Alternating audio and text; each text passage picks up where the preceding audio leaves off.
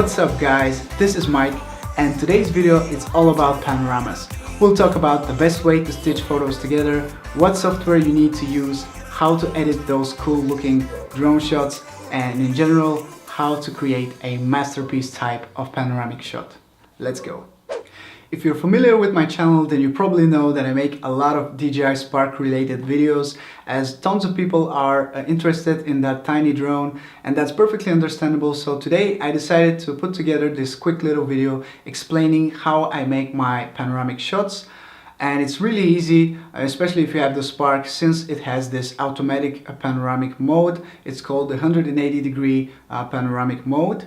But you can also use just your regular drone camera. You don't need to be in a specific panoramic mode. You can shoot images by yourself, and by bracketing them together, you can create a stunning panorama, and I'll let you know how you can do that. So let's start off with the first mode, which is the easy mode of the DJI Spark. You simply need to enter the camera settings and enter in the 180-degree panoramic mode. It's under panoramas. You have the regular vertical or horizontal panoramas, but you can also choose this automatic mode, which is even easier as it creates 21 photos of the surrounding area.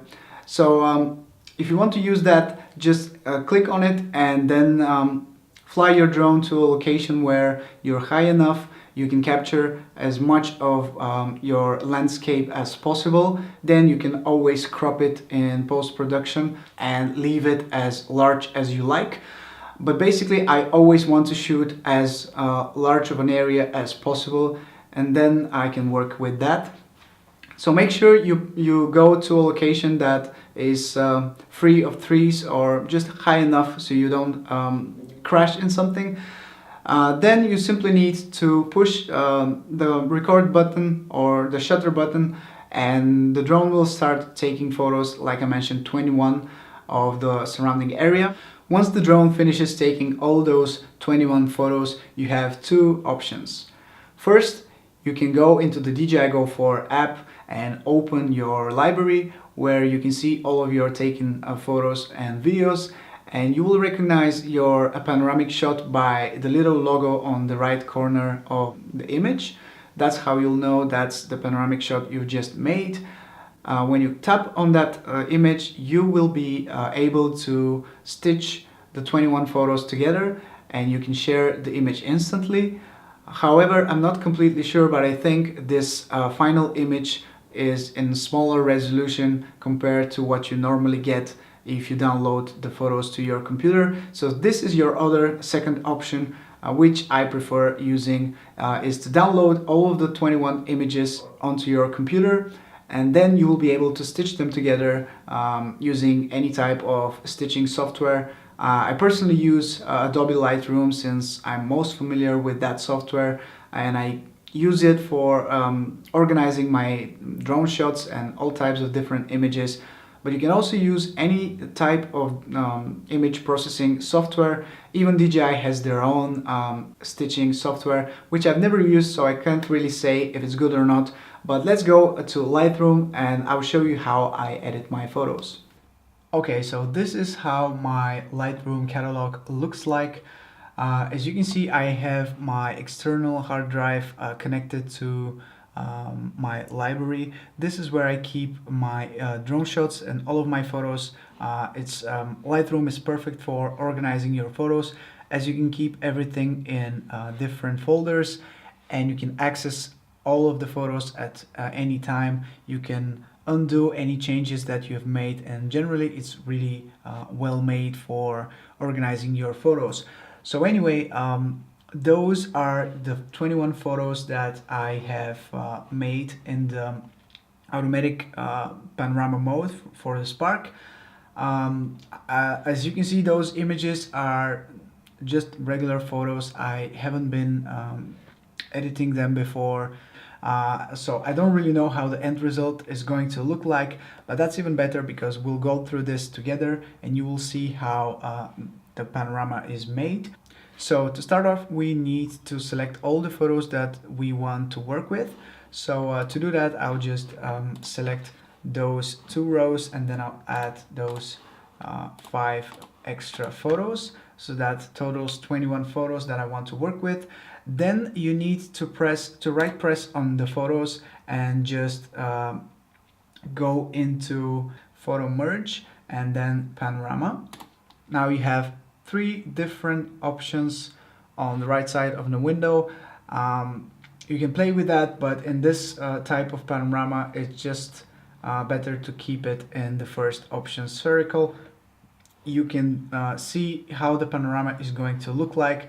It already looks amazing in my opinion, so the only thing that we need to do is make sure you have auto crop selected, otherwise you will have this result and that's not looking good. So make sure you auto crop it so you only have visible part of the image left. Then you just click merge, and now we wait until Lightroom stitches all those photos together. As you can see, this is the progress bar. Once it goes all the way to 100%, you will have your panorama ready, and then you can start editing and working on that panoramic shot. So we'll wait until the panorama is done, and I'll get back to you. Okay, as you can see, we are ready to go. We have our panorama shot already made.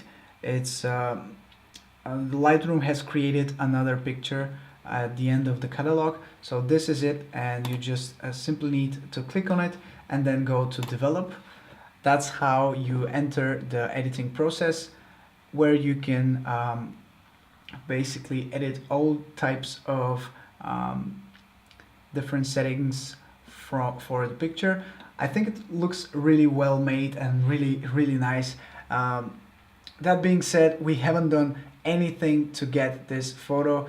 Everything has worked out automatically, so it's really cool to have this the chance to have a nice panoramic shot taken automatically, and you don't really have to do anything but click a couple of buttons.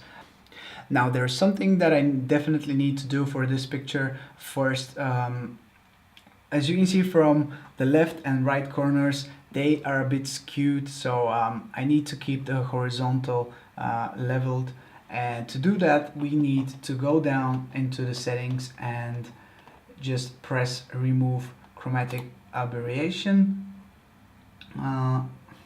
and then we need to click enable profile corrections, and as you can see, immediately we have this change in the image. Now it's best if you can select the exact make and model for the camera that you have used for this specific photo, so Lightroom uses the best settings possible. But now we don't really have our specific model, which is the DJI Spark. That's why I prefer to use the closest thing that we have to the Spark, which is the Mavic Pro. So I click this, and already the image looks much better and a lot more natural. Then we can go up and start our way down again, working on those different sliders.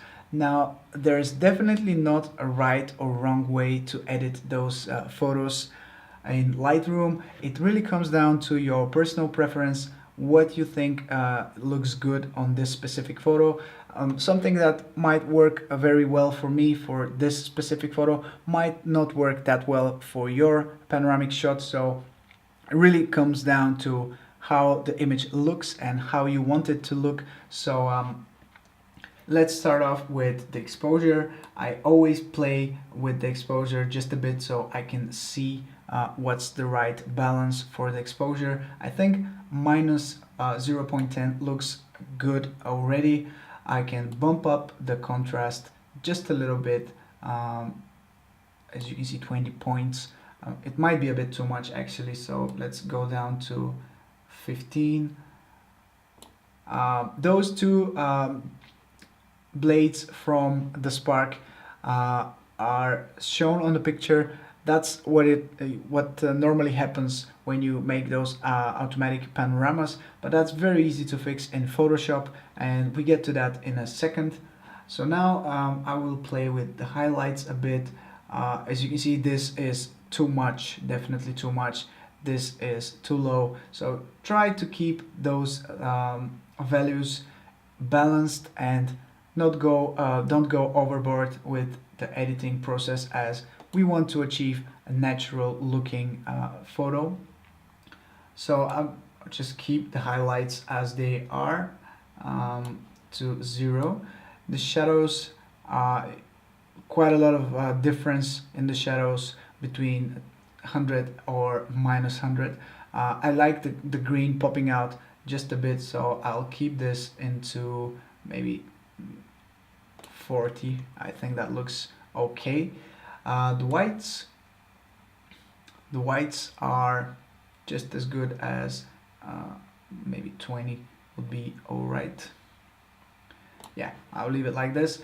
And the blacks, they are, yeah, I think something like this looks alright.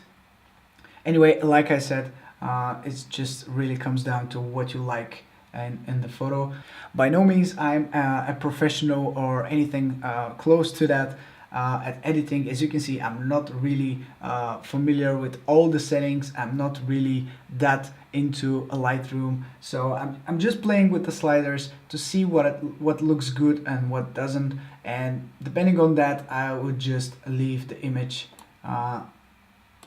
in such a way so you can achieve some really cool effects with playing with the clarity of vibrance or saturation. I will keep the vibrance just a bit up, maybe yeah, something like this, 16.